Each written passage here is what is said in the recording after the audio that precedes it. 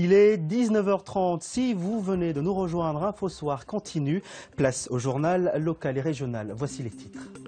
Après un an de suspension de la taxe générale sur les activités, des modifications ont été apportées. Il s'agit d'exonérations sur certains produits et services. La période du bagne en Nouvelle-Calédonie. La province sud aura son musée d'ici un an. Une campagne d'objets datant de l'époque est lancée. Avec nous Yves Mermoud, le vice-président de l'association Témoignages d'un passé.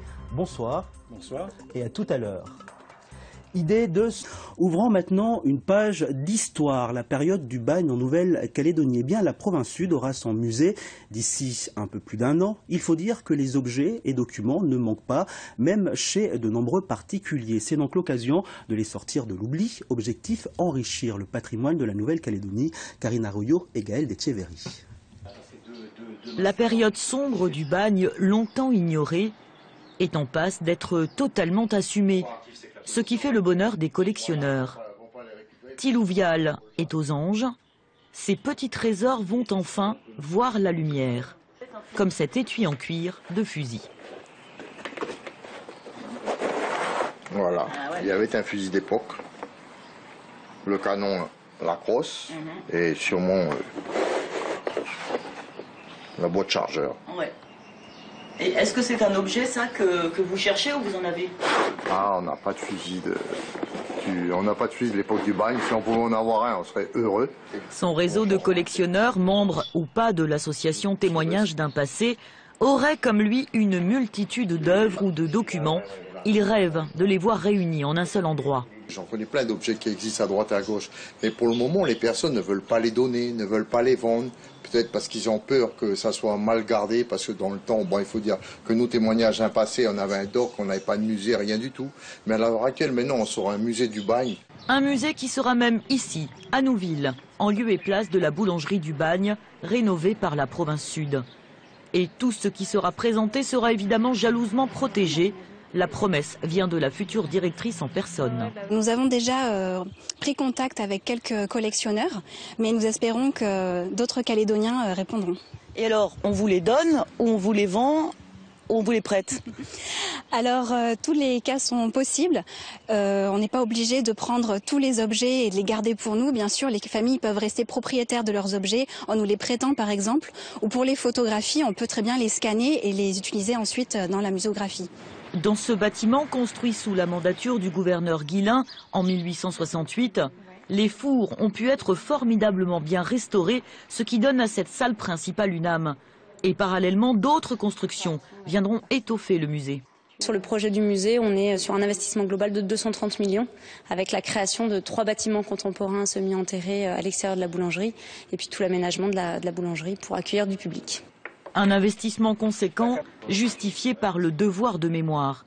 Alors si vous aussi, vous souhaitez participer à ce projet patrimonial, vos objets ou documents sont les bienvenus.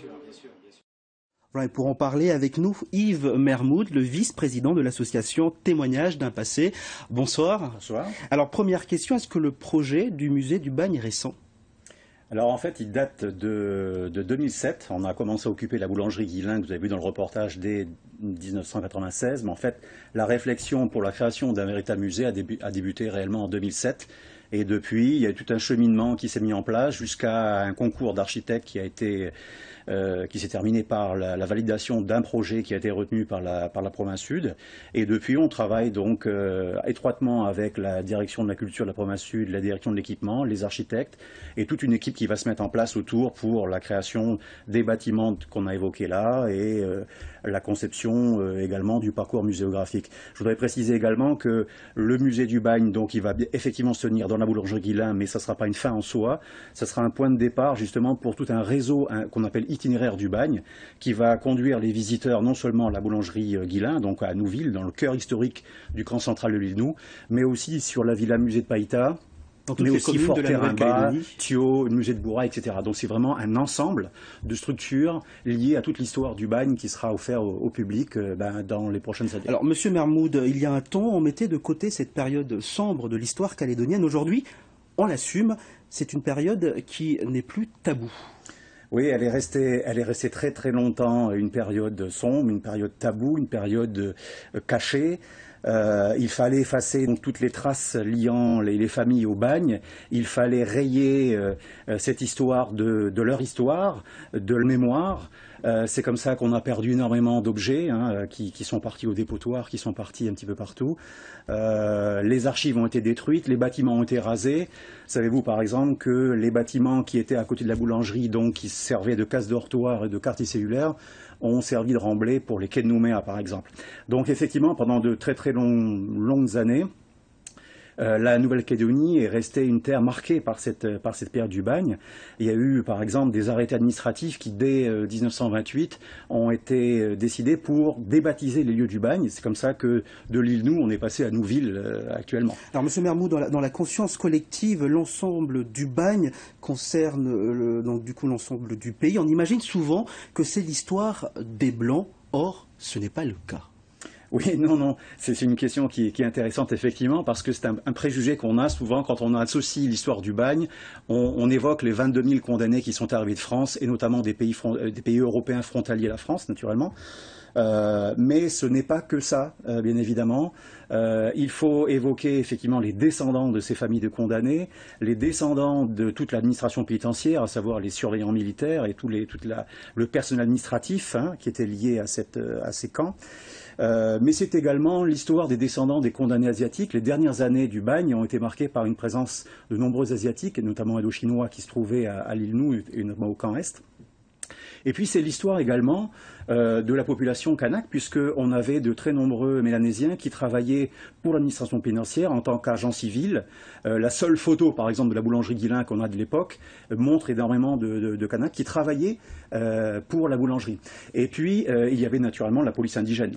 Donc c'est vraiment l'histoire de toute la population locale et c'est ce que le musée cherchera à montrer. Alors Monsieur Mermoud, nous arrivons malheureusement à la fin de notre interview. Je rappelle que c'est une campagne donc de collecte et d'inventaire. Elle est ouverte, des précisions, très rapidement, des contacts. Oui, alors les contacts, écoutez, ce qu'on cherche surtout à voir, c'est on a déjà des objets, mais on cherche à en avoir un maximum. C'est l'occasion jamais de se préparer un inventaire de toutes les collections locales. Ce que je voudrais dire, c'est qu'on a eu la bonne surprise depuis quelques mois d'avoir des objets qui nous reviennent de métropole. Des familles qui nous appellent pour dire voilà, on a un pilou, on a des récits de condamnés, on a des plaques de verre inédites, etc. Merci, nous devons malheureusement rendre l'antenne. Et donc on appelle les Calédoniens à participer le 77 83 73 pour des dons. Adresse mail @tupenc@lagoon.nc. Voilà, l'adresse mail s'affiche juste en dessous de votre écran. Merci. Monsieur Mermoud d'avoir répondu à notre invitation. Avec plaisir.